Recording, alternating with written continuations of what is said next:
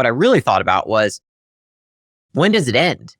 Like at 8 arrests, at 10 arrests, at 300 pounds, at 350 pounds. I just really thought about that. And I was like, what does my life look like in 3 years, in 4 years, in 5 years if I keep doing this? And that terrified me enough to immediately change literally everything. I feel like I can rule the world. I know I could be what I want to. I put my all in it like no days off. On the road, let's travel, never looking Leila, back. welcome to the show. It's exciting to see you here. We've had Alex on a couple of times, and I don't know, you guys are pretty kick-ass. You're like one of the few business like power couples, celebrity couples that are out there in the public. Did you ever think you would be doing that? Like, did you ever think, oh, I'll be the kind of like guru influencer-y person who's going to be out there giving advice or giving frameworks or trying to be helpful to people? Is that something you saw yourself doing?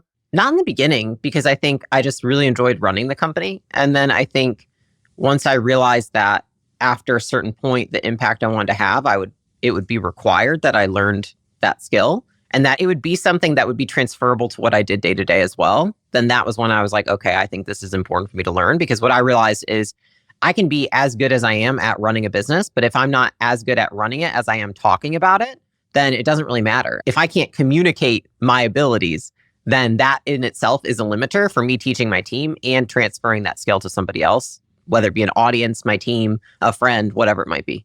I feel like when I hear you talk, it's like, okay, you've really got a super strong sense of how you like to operate. It's like you got it together and a system that works for you. And that comes through experience, it comes through trial and error. But let's rewind before you had all that and let you tell your story a little bit, because there's going to be people who are listening to this, don't know your full story. I don't know your full story, to be honest. I love this one tweet that came out of the research. You said, you can't skip the struggle if you want the story. So I want to use that. You can't skip the struggle if you want the story. So in telling your story, let's start with the struggle. Can you start where you didn't have it all together? You weren't this sort of business terminator. You were struggling. You were trying to figure it out. Can you start there? Yeah, I would say that, ever since I was like a teenager, I always wanted to get into entrepreneurship, mostly because I had my father, he was a tenured professor. He did everything by the book, and he honestly was miserable. And so I really just felt like that wasn't the way to go. I just didn't know what the way was. And I got lost along the way, so much so that when I was 19, I had been arrested 6 times.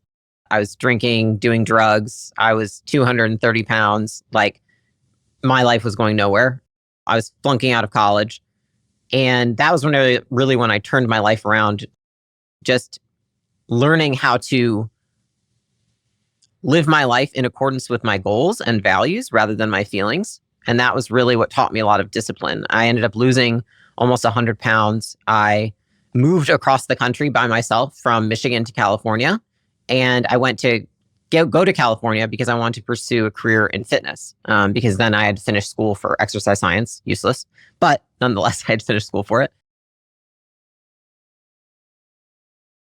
You just said a thing that like in a movie would have been like 60 minutes and you did it in like 60 seconds. So I want to zoom in. So you were like, I'm 230 pounds. I'm drinking. I don't know what I want to do with my life. I'm basically single, broke, and out of shape, right? That's kind of like the start. And then you were like, so then I decided I'm going to start living life in terms of my goals. And then I did. I lost 100 pounds. And like, all right, hold on. I've been there before. I know that there's something that happens in between those, right? If it was so easy to just live in accordance with my goals, I probably would have been doing it earlier. Yeah. There must have been some wake-up call, some sort of moment, some sort of a tough conversation with yourself where you decided to start making a shift. What was that moment?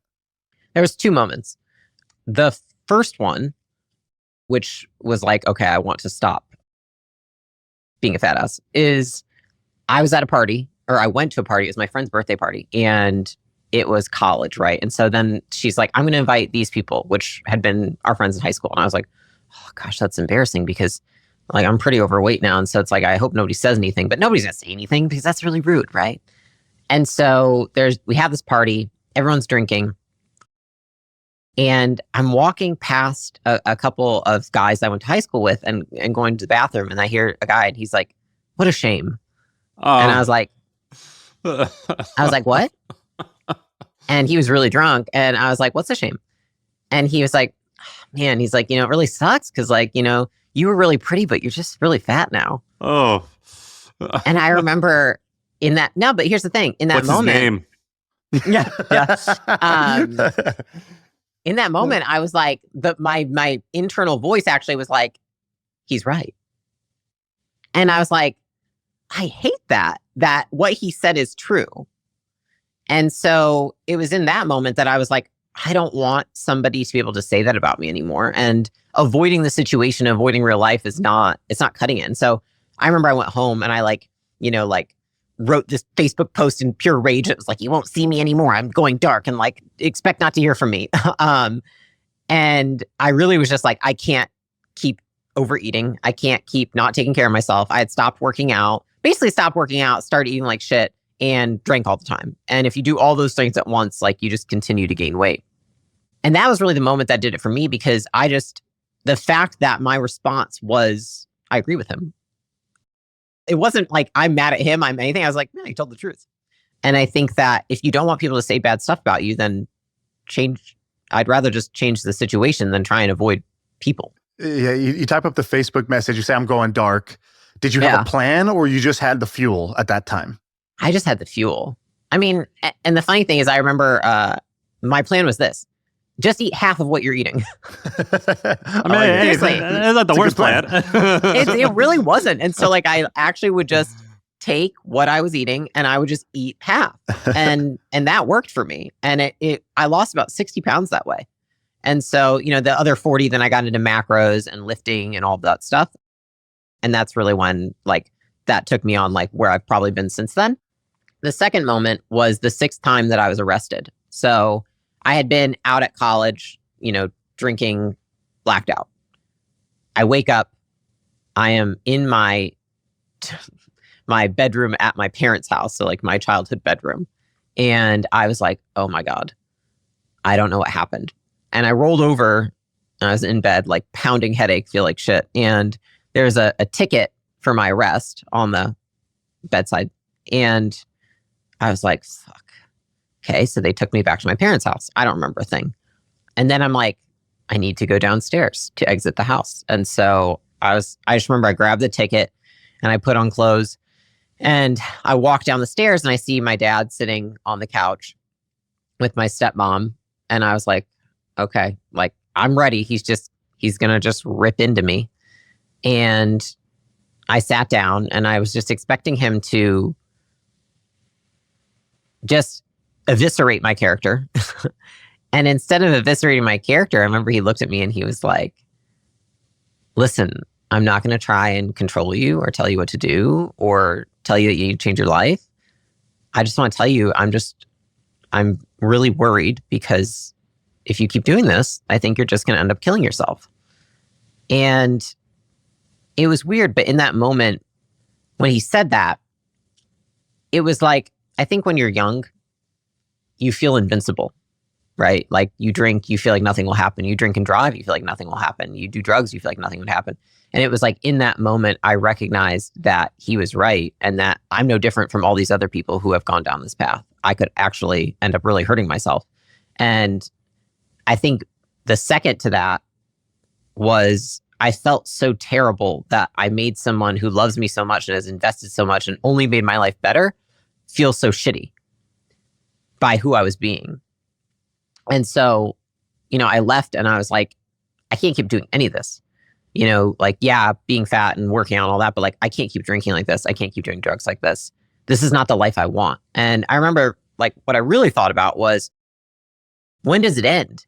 Like at 8 arrests, at 10 arrests, at 300 pounds, at 350 pounds, what kind of drugs do you stop at? And so I just really thought about that. And I was like, what does my life look like in 3 years, in 4 years, in 5 years, if I keep doing this? And that terrified me enough to immediately change literally everything. And this is a process, again, that I just still haven't figured out how to quite explain. But it's like in that moment, the fear of remaining the same was so much greater than any fear I had of change that I changed the next day. Like I threw out all my alcohol. I decided I was moving out of the house I was in. I lived with 6 people. I said, I'm not drinking. I'm not doing drugs. I'm going to work out. I'm going to eat healthy. I'm going to get a second job. So I got a second job. So I'm going to school. I've got 2 jobs because I was like, I need to fill my time with something. I joined a gym and I started, in my spare time reading, watching YouTube videos that were, self-development, whatever.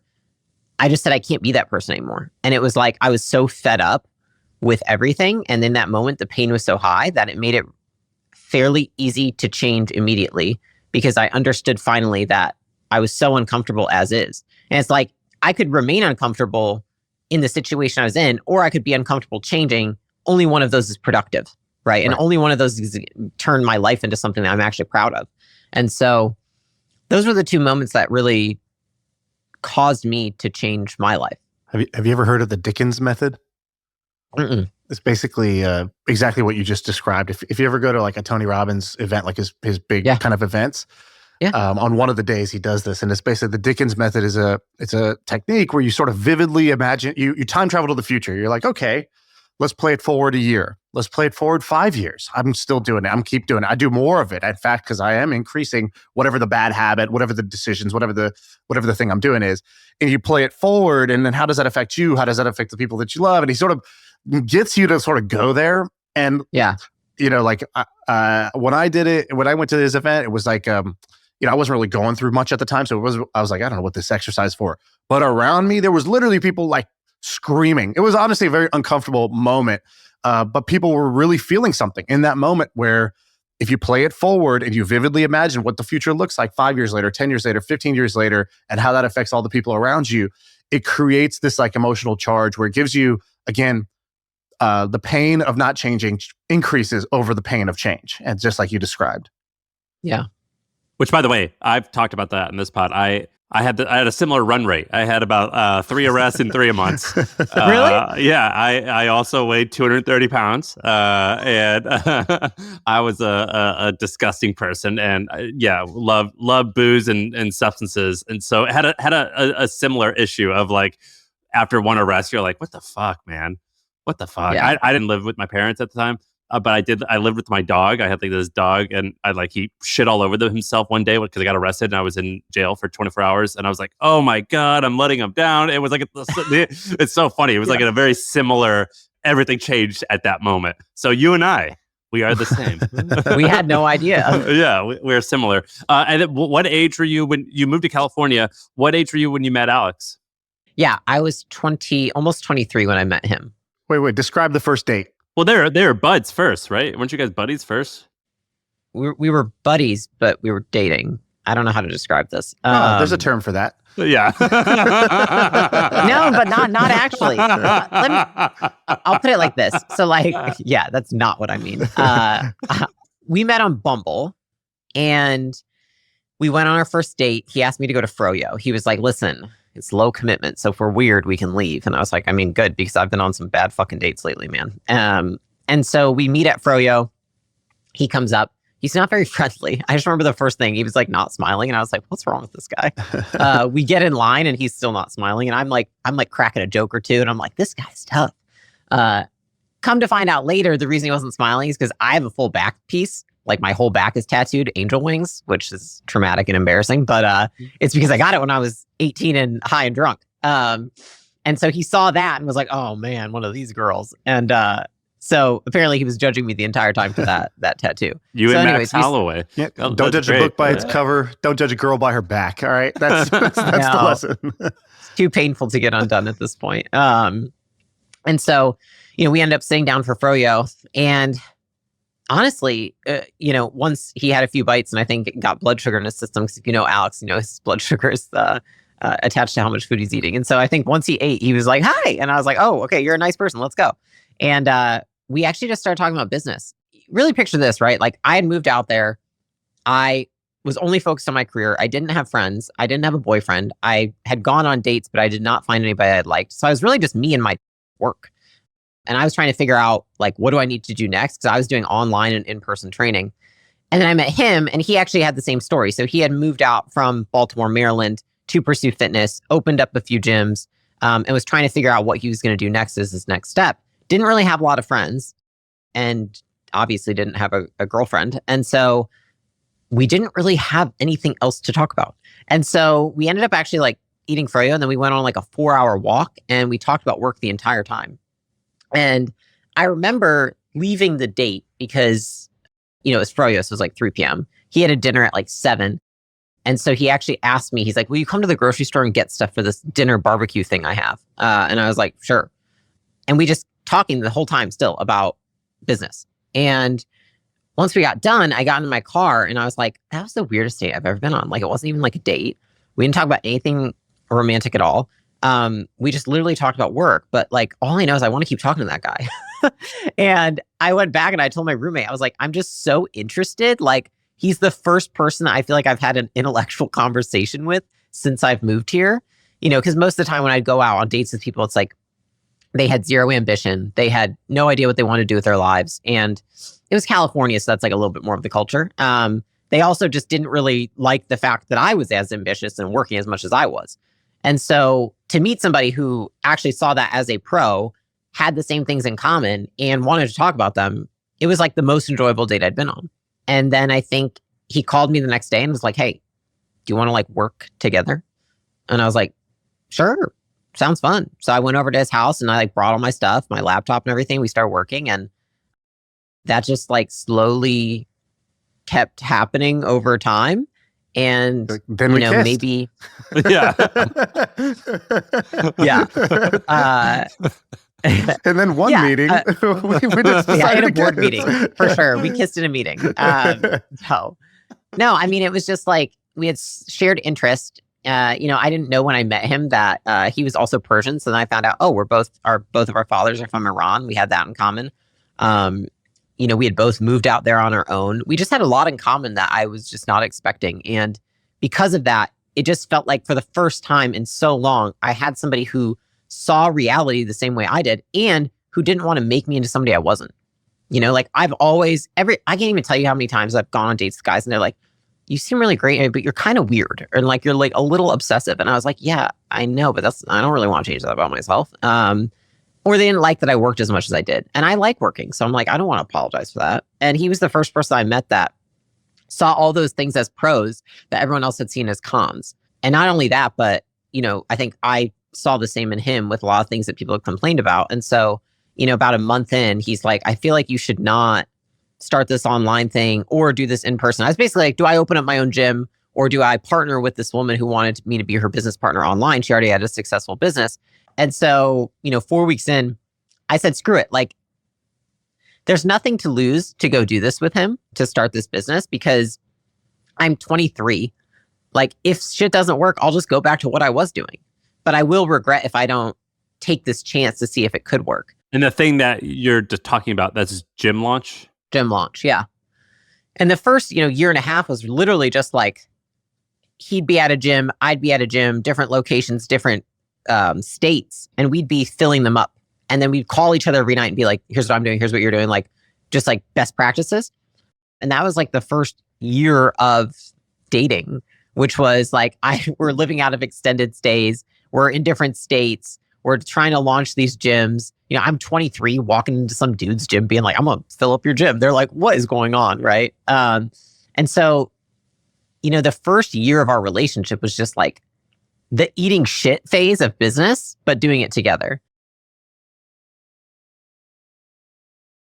What do you mean by the eating shit phase of business? It's just like when you start anything, when you have no skills, you're trying to accumulate all the skills at once. You don't know what you're doing. You have no clarity. And so you're just like throwing shit at a wall.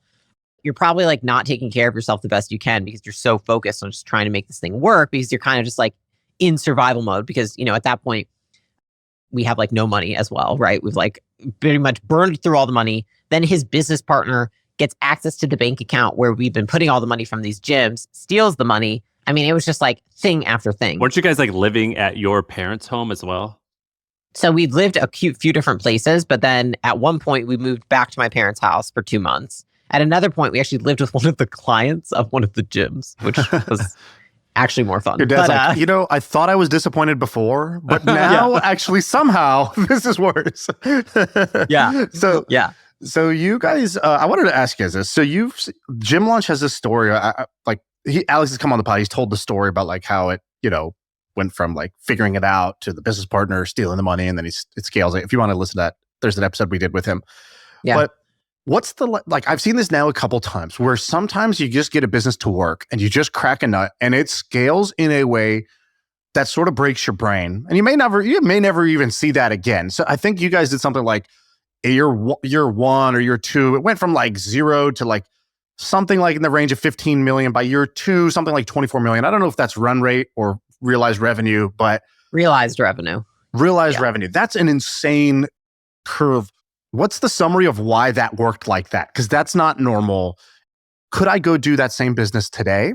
So for example, if you started from scratch today, if the next Alex and Leila were out there and they wanted to do gym launch today, could they go and do the same model? Meaning, is that problem still exist? Is the model still great where you're getting upfront cash from these gyms for doing that, kind of this quick turnaround service? Or is it saturated now and there's too much competition? Maybe the ad rates have changed, right? There's always these moments in time where businesses can succeed. And then 10 years later, you couldn't start that same business. There's a new version of that business that those same people could go start. Could somebody as talented as you guys start Gym Launch again today and have the same level of success, in your opinion? No. And why is that? Because the market has completely changed. I mean, think about COVID. That completely changed the nature of fitness. Ozempic has changed fitness. I think that the future of fitness looks completely different than boutique gyms. I think that, I know what they're doing in the background in the labs, which is like people are going to be able to soon take a pill and they're going to be able to control their appetite. Why do you want to go to the gym every day if you could just be skinny? Lots of girls don't give a shit. So what does the future of fitness look like? Well, lifting weights is a great long-term way to sustain your body weight and to prevent you from getting fat. But short-term intervention, food is always ideal, right? And that's going to have more of an effect on the short term. Like long-term muscle mass, short-term food. And so I think that what you're going to see is a lot more people just continuing to lean into what they always have, as humans do, which is short-term things that work, which is eat less, which you can do with a pill. And they happen to have pills that are going to come out that are, I think a lot of people are probably deter away from like Ozempic and stuff because it's a shot. And it's like, okay, well, the moment that they have a pill that can say, I only need to have 25% of my normal appetite today.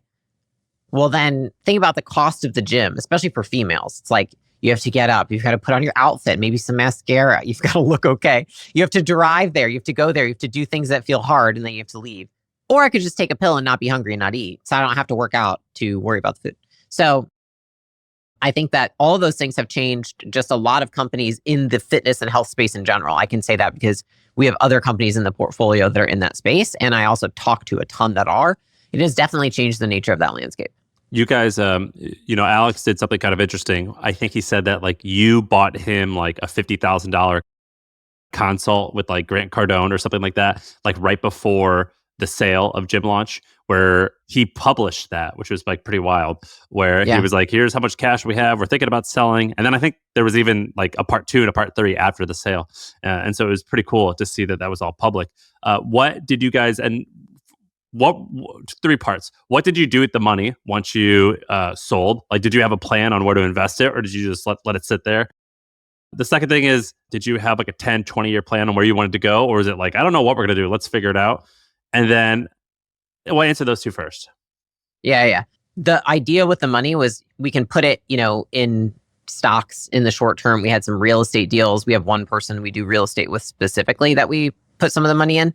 And then the rest of it was for acquisition.com. So it's like, how do we get our first few deals? We're going to use this as like the nest egg to invest in those deals. Part 2 to that is we knew we wanted a headquarters. And so, the headquarters was obviously, it's almost 40,000 square feet. It's quite expensive. So that was a big investment as well. So most of the money has gone into the first few deals plus the headquarters. The rest of the money we put in real estate deals that, have done really well for us. So, and then I would say remainder, stocks. We have an oh shit fund and things like that too. But, most of the times we want to be investing in how are we going to use the money to grow acquisition.com faster. That's really what we think about with the cash. Did you have the idea of that before you even sold Gym Launch? The day after we sold, we started acquisition.com. That's crazy. Yeah. And what was the genesis of that idea? I'm sure many conversations, but like, do you remember kind of what would you call the origin? Really, it actually started with, what am I best in the world at? What is Alex best in the world at? Right? That's one piece. The second piece to that is, what is the ideal day-to-day for Alex to sustain so that he knows that he's not going to want to quit because the work he's doing with the people he's doing it, he doesn't like. Same for Leila, right? So it's like, do things you like with people you like. That's how you sustain performance, in my opinion. So then what does that look like for each of us? And then what is a business that where there's room in the market that we can capitalize on both of our skills when we build? And so, Alex is, he's constantly thinking of ideas. He's like, well, what about this? What about? And I'm like, no. What were some of those ideas? Well, I mean, there was like, we could go direct to consumer, for example. We thought about, the fact that he's so good at generating demand and I can build a big team that's really like well positioned for a direct to consumer business, whether it be in beverages, whether it be in food, or whether it be in, some kind of like commerce. That was an idea. Another idea that we had was essentially like an actual like health business. So like building a platform for, people who wanted to lose weight or get in shape using some kind of technology, integrating in AI, and then everything we know about how to actually help people, lose weight. But then we saw, Ozempic coming down the line. We're like, fuck that.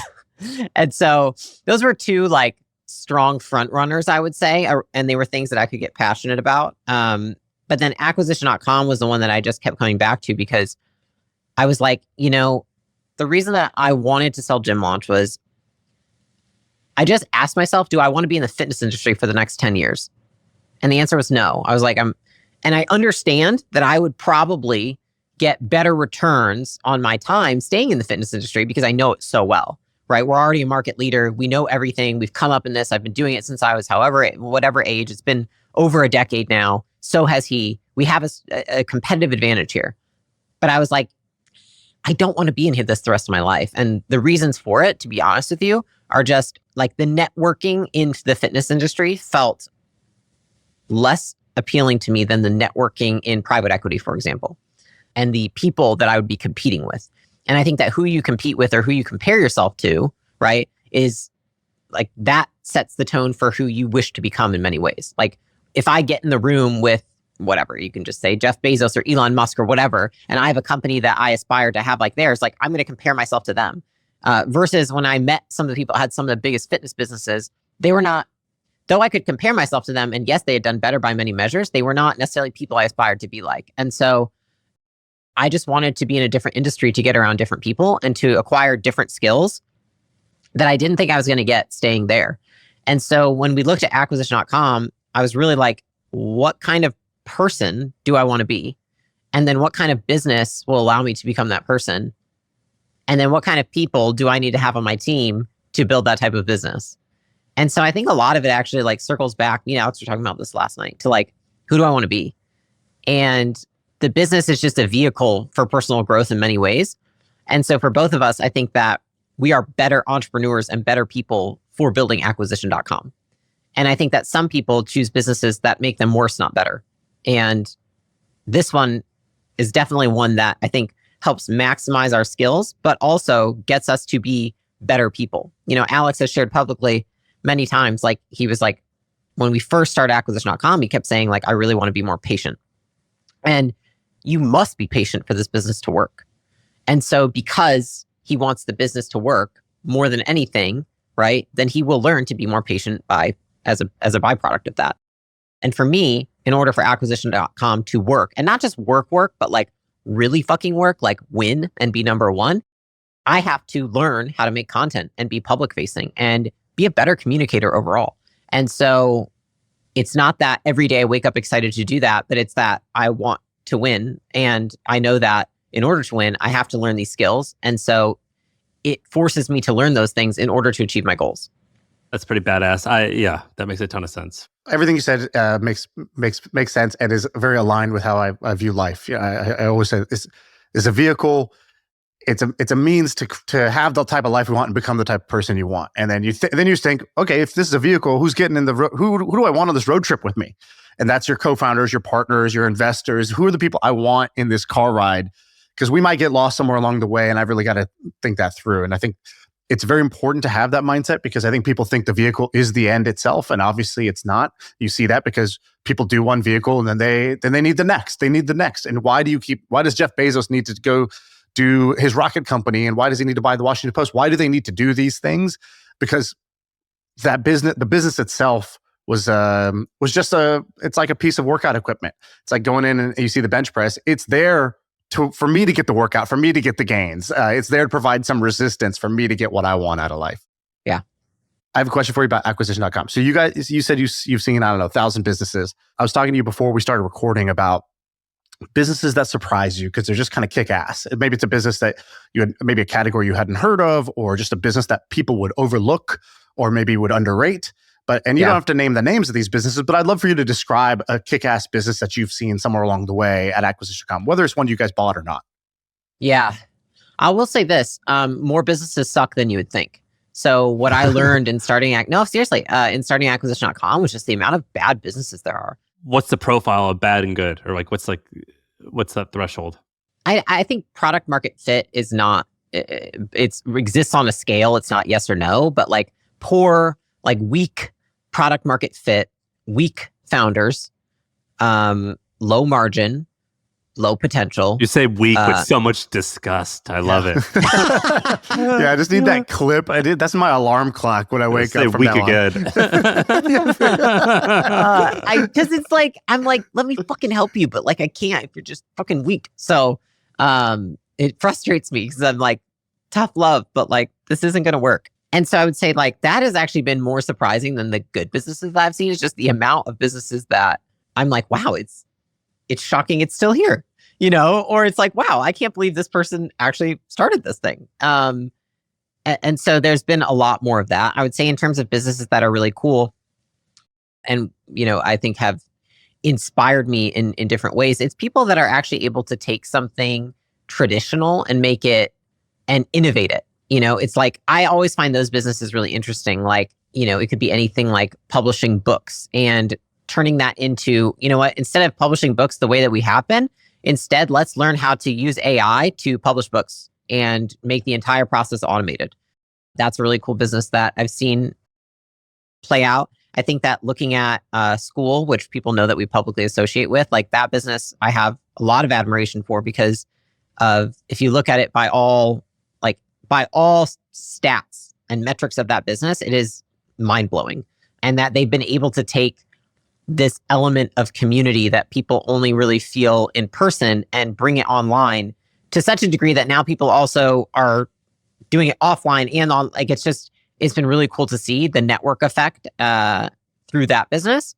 And then I would say like more traditional businesses like bakeries, and how like traditional bakeries that make, cookies or whatever have integrated tools like AI and technology to learn like, okay, what type of cookie profile is this person going to want to order? And like just ways that people can integrate that kind of stuff like technology into like traditional businesses. Do bakeries that use AI, was that a thing? Does that make it better, really? I think that is all perception. Like, I think value for a customer in many ways, it is perceived, right? And so it's like, if you feel like this cookie is custom to you because of this technology that they have and they are able to like make it right there for you, then I think, yeah, people will pay a lot more money for it. That's for sure. I mean, I would, but it clearly, because it works for them. So I think those have been some of the cool businesses. What about this workshop stuff? So you guys I started seeing ads for these workshops, and I think you guys have probably done like, I'm just doing some napkin math, like something like $10 million of workshop revenue, which was a little bit surprising to me because I was like, why are they doing this? Is like a lot of time. For, the math being supposedly, or you maybe said this, I think 1,800 people have gone through an acquisition.com workshop. And I think on your website, it's $5,000 to go. By the way, I know a couple of people who have gone and they said it was great. So that, I'm not saying in a bad way. Well, I guess what I'm saying is I was surprised you guys are doing it. I was like, oh no, this is actually great. Alignment, right? They like to teach. It's deal flow at a proprietary level. And then, it's a win-win. Other people should get some value out of this. They come in, they get to focus on their business. What I wanted to ask you about is, what's the number one recurring problem you see? Because now you've seen 1,800 founders come in and they paid a bunch of money to come to the workshop because they got a problem. What's the common problem you see, and what's the solve that you think would help most of these businesses? The number one problem that I see is not technical, and it's not even a practical problem, but more of an emotional problem, which is I think founders lie on one of two spectrums, which is either they're incredibly impatient, and because of that, they never wait long enough to see if any kind of strategy will work. They just change it. And so they don't even give it a shot to see if it'll play out because they change too soon. And on the other side, you have founders that are too tolerant and they basically just want to be liked at all costs, and they don't make good decisions for their business because of that. So I actually don't think that any of the problems that I see are technical problems. Is there a way to put like a benchmark? Like, for example, are you talking about like, you should, for a lot of people, they should be waiting a year to get results, or, or they react in weeks when they should be reacting in quarters? Is there a... Yeah, I think a lot of people think that waiting a quarter is a long time, and that's probably the issue. They think, oh, well, I waited 3 months. And I'm like, try waiting 18. I have things I'm doing in acquisition.com that you might ask about the workshops. I'm like, all right, well, if you see what's going to come out in the next 4 months, which I've been working on for the last 12 months, you'll see why it all makes sense, right? But a lot of people, I think, one, don't have the ability to wait that long, and two, don't even know how to build something that takes that long. Your husband seems like a guy who is stereotypical of a person who does not have patience. You said that he said, I want to be more patient. So I assume that means he didn't have patience. Has he been able to like go with the flow of like, look, we're planning 36 months out, and that's what we're working on. So you're not going to see, because I know when I'm working on something, I'm like, why don't I see results immediately? We're investing all this money and all this time, and we don't have fucking results. Why aren't you out launching an MVP and talking to potential customers? Don't tell me about it. You know what I mean? Like, that's like how I feel. And I think that's why I understand probably how he feels. Yeah, I think something I've gotten a lot better at is showing him progress. So because this is what I've realized, which is just patience is just figuring out what to do in the meantime. The reason I can be more patient is because I'm fucking busy doing all the shit to make the thing happen, right? But if you're not the one in there having the meetings, hiring the people, recruiting the stuff, putting the tech in place, then it feels like it takes a long time. And so because he sits more on the like demand gen side and doesn't have the whole team rolling into him, he doesn't get that reinforcement on a daily basis of seeing that progress. And so I look at myself as like, my job is to tell him all those things that are happening, to show him, look at all the shit that we're doing and where it's going to end up and how close we are. And it might actually happen faster than we thought. And so I think that a lot of the times people feel impatient because one, they're not seeing progress because maybe they're removed from what's actually occurring. I think that the second thing is, I always look at it as for him and for anybody, if he's not, in the day-to-day operating, making the plan happen, then he's working on something for the future. He's writing books, he's making content. He's, oftentimes when we have really big problems in the business, maybe we'll have 2 or 3 at the same time. It'll be like, okay, I know that these teams don't report to you, but I'm over here solving this problem. How about you solve this problem? And then, we're going to communicate about these things. And so it's like, I also think he can do special projects. That's something that like you do in the meantime. I think from a traditional standpoint, I think what's really good about him in many ways is that he's impatient with things. And so because of that, I'll say this. Okay. I think it's good to be patient. It's also good to be impatient with things. It's just like, which one? And so I think what I love about his impatience at times is that he's able to isolate it to the way that people do things. Why does it take this long to do a video? Why does it take this long to talk to a customer? Why does it take this long to build a department? And he questions things that other people just accept as fact because somebody else and some book said that's how you do business. And I love that he questions those things and is impatient about how inefficient things in business can be. I think that's fantastic. Naval has the best quote on this. He said, impatient with actions, patience with results. So impatient on the inputs, patient with the outputs is the sort of unstoppable formula. 100%. It's an advantage because I am patient with results. I can also be too patient sometimes with the action. And so I have learned from him. I think we do a good job learning from each other. I think that he's learned from my patience with results. I've learned from his impatience with inputs or actions. And that's benefited the business a lot. We got to ask you, we used to say we have 7 female listeners. And I think as the podcast has grown, there's now tens out there. And I'm sure you get a lot of women who look up to you, who ask you for advice. So this is here's the mic. And if there's a female entrepreneur watching this, what's your message to her? you might think that because you're female, things are less fair, or that people will treat you differently, or that business is harder and there are things that you're going to have to overcome.